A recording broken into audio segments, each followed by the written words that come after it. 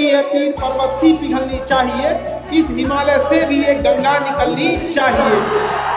आज ये दीवार कागज की तरह हिलने लगी है, शर्त ये है कि बुनियाद हिलनी चाहिए।